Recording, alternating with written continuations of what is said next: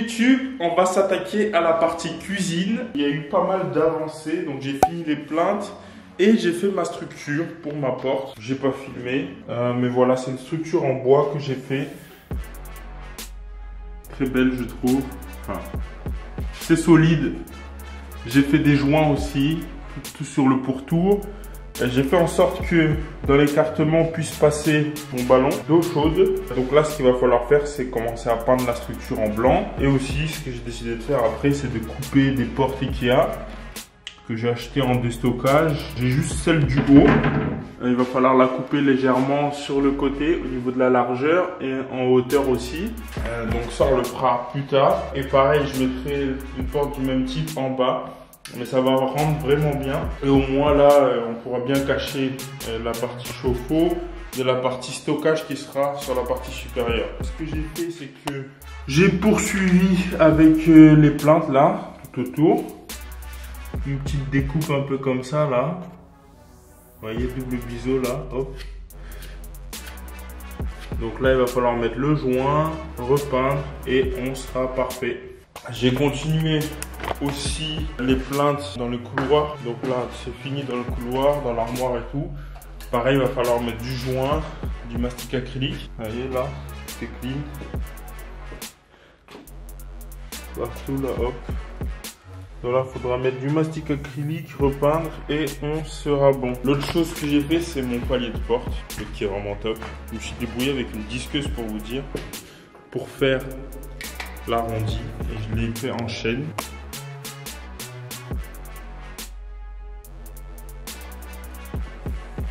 Vous voyez, j'ai mis mon joint là, j'ai fait une rainure avec une scie circulaire. Donc franchement, j'ai réussi à me débrouiller avec ce que j'avais. C'est en chaîne massif, donc c'est vraiment beau. C'est beaucoup mieux que si j'avais utilisé du pain. Donc ouais, j'ai acheté le tasseau, je crois, 20 €. Donc vraiment bon prix. Et le résultat, il est vraiment top, je trouve, avec l'arrondi que j'ai fait avec ma disqueuse. Et le disque de ponçage là que j'avais, que j'ai acheté, je sais pas, 4 € à l'époque chez Lidl, je pense. Donc voilà, c'est top. J'aime le résultat. Maintenant, on va se lancer dans l'installation des évacuations de la cuisine, mais aussi des arrivées en eau. Parce que là, il va falloir monter la cuisine. On est vraiment sur la phase finale du chantier. Donc là, le gros, c'est faire la cuisine. J'ai commandé toute la cuisine. Ça m'a coûté, je pense, vers 2500 € à peu près, 2600. Donc là, j'ai une partie de la cuisine. En fait, là, j'ai tous les meubles de cuisine. Il me manque un plan de travail qui arrive bientôt. Et l'électroménager, j'en ai eu pour 2500 € à peu près. Je vous présenterai les différents éléments quand je les aurai. Mais voilà, c'est un gros budget la cuisine, au moins 5000 €. Mais j'ai vraiment pris de la bonne qualité. Donc la cuisine, c'est une cuisine de chez Leroy Merlin. Mais pour tout ce qui est électroménager, j'ai pas acheté au Leroy Merlin.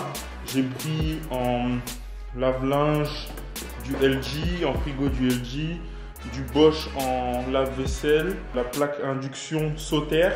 Nous on en a une à la maison, c'est vraiment génial. Et pareil pour le four du Sauter.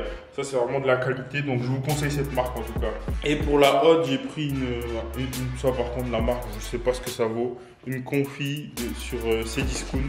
Elle m'a coûté 100 €, juste histoire d'eux, avec un débit suffisant je pense par rapport à la taille de la pièce, 500 m3 par heure. Donc ça va suffire. Je vous présenterai tout le matériel une fois que je l'aurai reçu. Pour l'instant, comme dit, je l'ai pas. Mais là on va s'attaquer à la partie déjà plomberie. Et on va commencer par les évacuations en eau.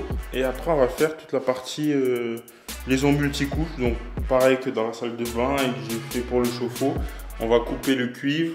On va faire une brasure, on va mettre un raccord à visser en demi, il me semble, pour pouvoir mettre notre partie en multicouche et après on va câbler le tout. Donc voilà, c'est ça le programme pour aujourd'hui. Donc ce que j'ai commencé par faire, c'est tracer le positionnement de mes différents éléments. En fait ici j'aurai un lave-vaisselle, donc 1,20 m. J'ai indiqué 1,20 m du mur, celui-ci. J'ai le lave-vaisselle et ici j'ai le lavabo avec l'égouttoir, l'évier avec l'égouttoir. Ensuite j'ai le four entre cette marque là et cette marque-ci. Et ici j'ai le lave-linge entre les deux marques là. Et les derniers 30 cm restants, j'ai un petit meuble pour ranger des épices ou je sais pas quoi, à voir. Mais j'ai déjà acheté le meuble de 30 cm de large. Donc ce qu'on va faire, on va raccorder notre sortie en 50, on va la faire passer en 40 grâce à un réducteur de la sorte. Hop là, ici. Ensuite, on met un espèce de T-coudé. Peu importe si on utilise lui ou lui. Peut-être on va utiliser lui.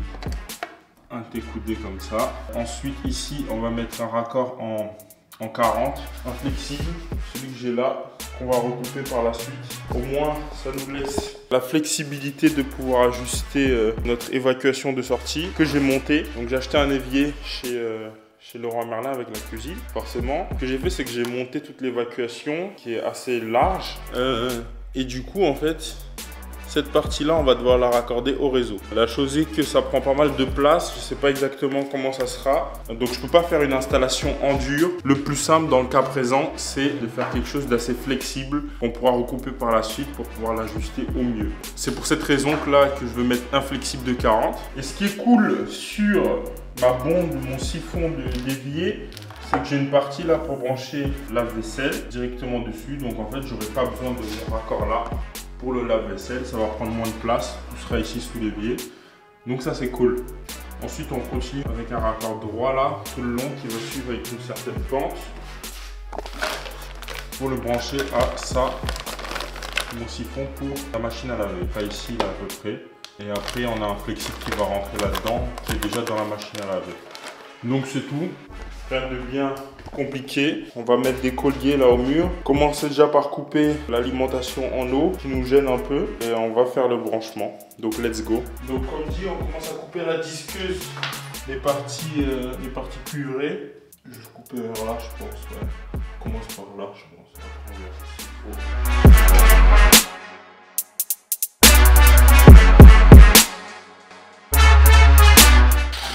Il y a un peu d'eau encore dedans.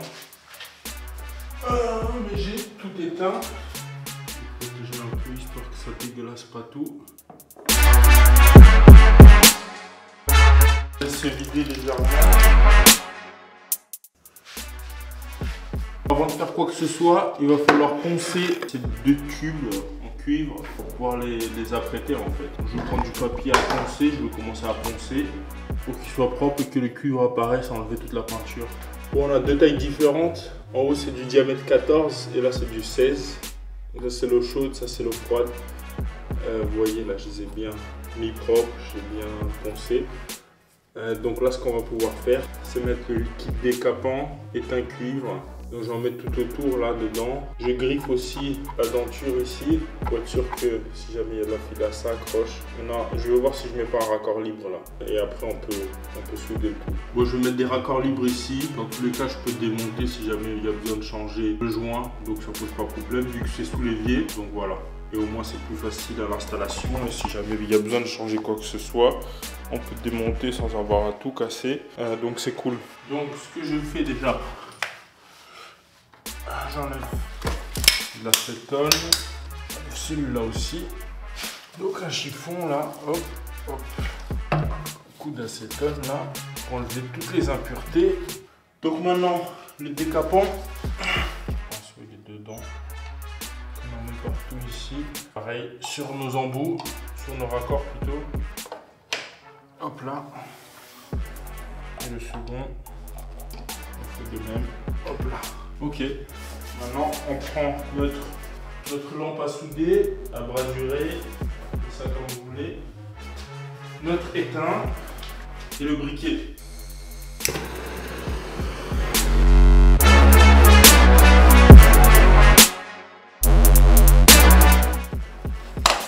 Essayez. Non, pas encore. Putain, c'est pas assez chaud.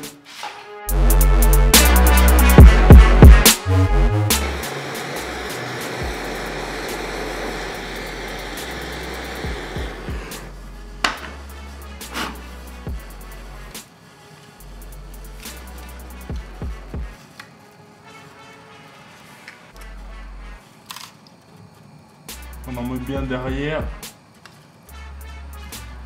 Ok, on est good. Comme vous avez pu le voir, je sais pas pourquoi, je galérais, mais là, ça c'est fait. Heureusement qu'il y a des planches, sinon le mur il serait dead. Donc voilà, là on va pouvoir brancher notre multicouche. Déjà on va tester l'étanchéité, voir si ça fonctionne bien. Et après on branche le multicouche. Donc là on met un peu de filasse. Ou plutôt du joint téflon. Pour pas se faire chier. C'est juste un petit test là. Donc on visse comme ça. Donc je mets le téflon dans le même sens.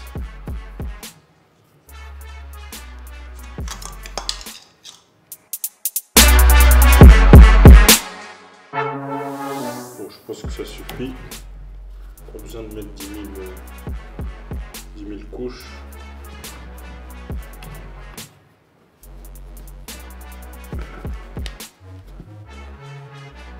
Je pense que ça va suffire comme ça. Et on le met sous pression.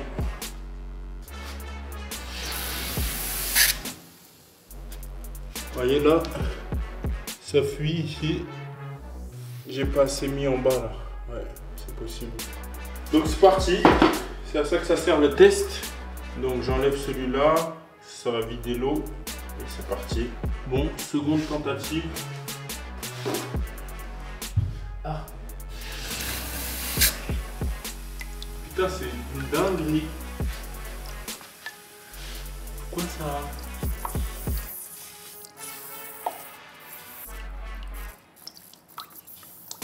Ouais, c'est vraiment une dinguerie, je sais pas pourquoi, mais ça veut pas prendre. Ah putain, c'est chiant. Bon, il va falloir voir c'est quoi le problème. Bon, ce que j'ai fait, c'est que j'ai réchauffé pour enlever l'embout. J'ai suffisamment chauffé pour pouvoir l'enlever avec des pinces. Ça, c'est bon. Ce que je vais faire, c'est que je vais poncer de nouveau là pour enlever peut-être l'étain et essayer de le refaire proprement. Parce que de ce que j'ai compris, en fait, peut-être je l'avais mal fait dès le début. Comment s'appelle le produit à décaper là, dès qu'il bout, en fait c'est là qu'il faut mettre l'étain. Et normalement ça fait le tour tout seul automatiquement. Moi je sais pas, à chaque fois j'ai l'impression que ça fait pas le tour. J'en mets peut-être de trop et au final mon raccord il est mauvais. Donc je vais essayer de le faire proprement cette fois. Donc déjà je vais essayer de bien décaper le tout et on va voir si ça fonctionne. Bon là c'est plutôt bien poncé. Je vais prendre un autre raccord plutôt que de me faire chier à poncer l'autre. Donc là j'en ai un second, ça c'est pas un souci. Et je vais voir comment le faire proprement cette fois. Bon, on réitère l'opération. J'espère que cette fois ce sera la bonne. Donc normalement ce que j'ai vu c'est que quand ça bout, le liquide là, c'est censé être à la bonne température à peu près. Donc voyons voir si ça fonctionne cette fois.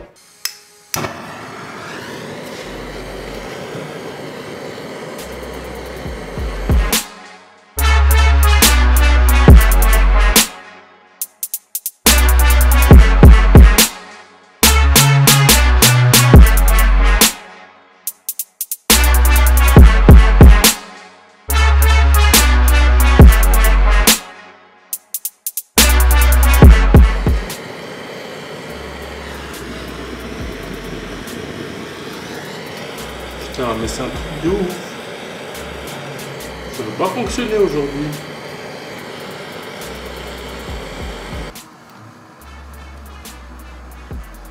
Putain, le raccord il a bougé, fuck.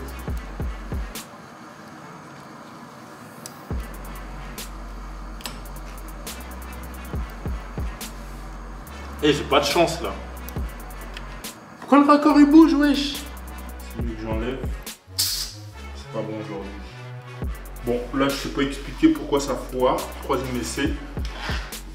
Je bloque avec ces tubes en métal. Donc maintenant, let's go. Essayons encore. Vous allez chauffer avec la partie proche là.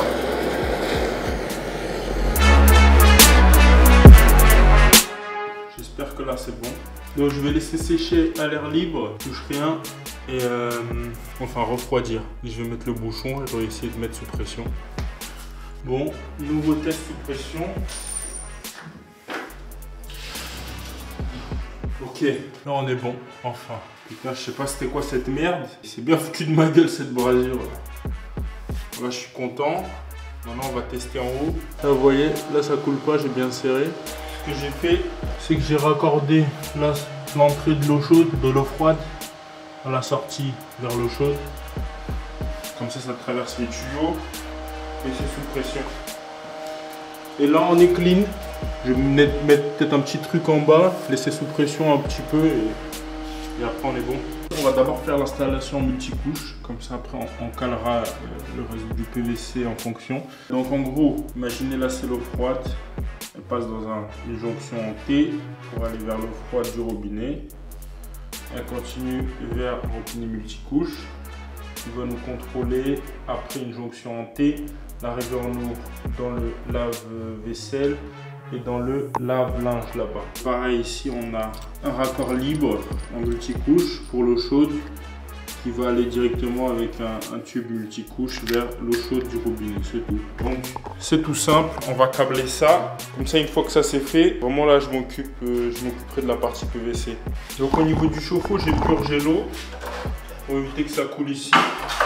C'est déjà bien assez sale comme ça. Ce qu'on fait, c'est qu'on dévisse.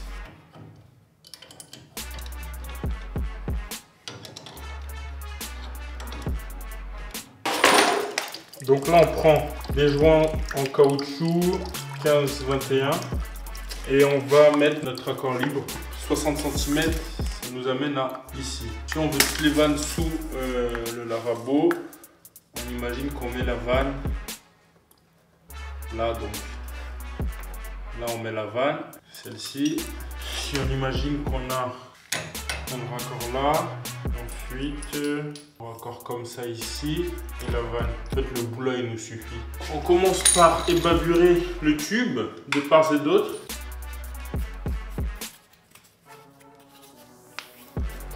Et voilà, on met le premier bout du raccord ici et le second juste là. Donc là on peut sertir déjà comme ça.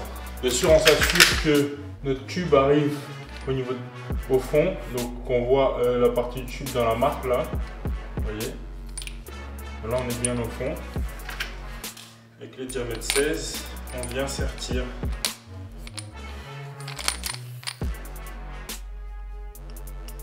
Ok. Maintenant on va mettre un joint au fond ici. Donc là je mets un joint. Et je peux venir visser. Bon, ça sert à rien de visser comme un bourrin non plus. Là, ça suffit à la main. Vu que c'est des écrous libres, je ne vais pas trop serrer. Allez, un petit coup. Hop là. Pas de raison que ça bouge. Ok, donc là, ce qu'on va faire après, c'est qu'on va faire un trou pour pouvoir mettre un collier de serrage. Le seul problème, c'est que j'ai l'impression que on va être trop éloigné. Non, on va pas mettre de collier de serrage ici. Parce que là, on est un peu trop éloigné du mur. Ça va nécessiter de déformer la chose. Je n'ai pas trop envie de bouger ça. Donc on va laisser ça comme ça. On va mettre un collier ici, là où ce sera plus fragile avec la distance en fait. Donc je prends cette partie. Je mets un joint au fond. Hop là. Et je viens serrer. Attends, il y a combien de pas de vis là? 1, 2, 3, allez 4. 4 tours on peut faire. Je vais mettre une marque là. 1.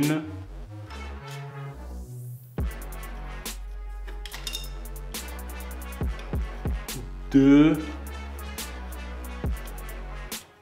3. Déjà là, ça devient difficile. Je serre juste un tout petit peu.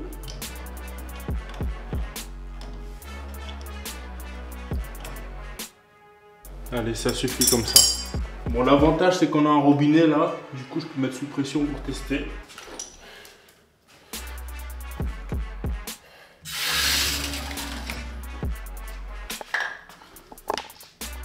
Là, on est sous pression. Et on est au top. Pas de soucis, ça ne fuit pas. On peut continuer. Là, si on veut, on peut ouvrir pour tester.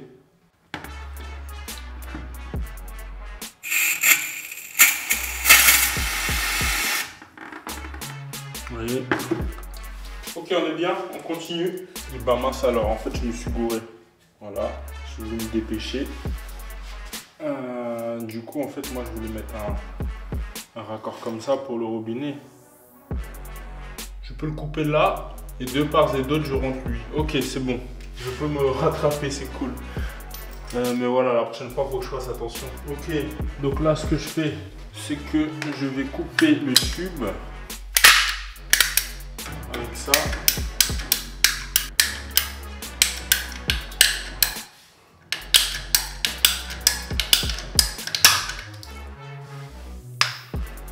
Ok, donc là, pareil, je prépare le tube. Donc là, on met notre raccord en T, ici, jusqu'au fond. Et pareil de ce côté. Voilà.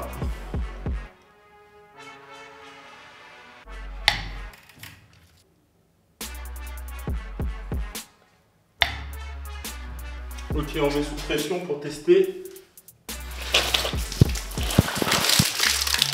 Putain, je me suis fait avoir. Bravo, Moré. Heureusement que j'étais à côté du tuyau. L'éclaboussure était violente. Putain, jusqu'au plafond. Bref. Faites attention. Ah là là là là. Heureusement qu'il n'y a rien de grave. Bon, pour le raccord du robinet, on va utiliser une vanne en 12-17 par 12-17, c'est du fixe. Donc là, on va seulement visser le tout avec de la filasse. Et on va la placer juste comme ça, avec un raccord tout simple ici entre les deux. Et on va faire la même chose pour le haut, comme ça ce sera fait. Et après on pourra passer à la suite. Ok, on met sous pression pour tester.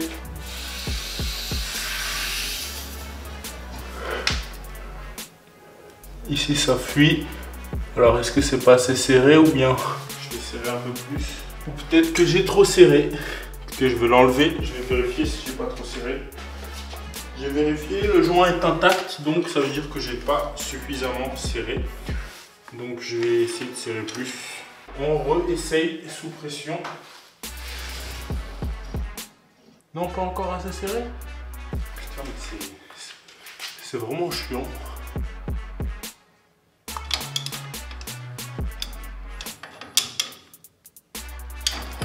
Là, c'est trop serré, je pense. Oh là là, putain, c'est raccord libre de merde. Sinon, je vais changer le joint. Je vais essayer avec un autre. Là, c'est bon. La première fois, j'avais pas assez serré. La seconde fois, j'avais trop serré. Ça a bouffé le joint. Du coup, là on est bien. Vérifie, ouais, tout est bon. Il n'y a rien qui coule ici. Donc là, on va installer la partie haute, là. Donc, on met un raccord comme ça. Et direct, hop. Bon, ça donne ça. J'ai fait un truc tout tordu. Mais en fait, c'est fait exprès parce que on a notre évacuation qui est quand même assez haute. J'ai envie de lui donner une certaine pente, donc pas le choix.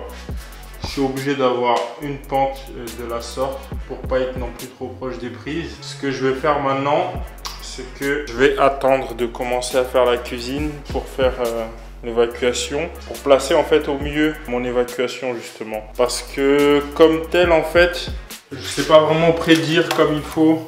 Vous voyez là, cette partie là, par rapport à la hauteur, je sais pas prédire où elle sera, notamment l'inclinaison de cette partie là.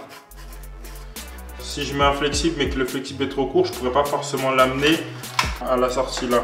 Donc ça pourrait me poser problème par la suite. Donc ce que je vais faire, plutôt que là m'amuser à coller bêtement, c'est d'attendre et je vais commencer la cuisine. Comme ça on pourra s'occuper de cette partie.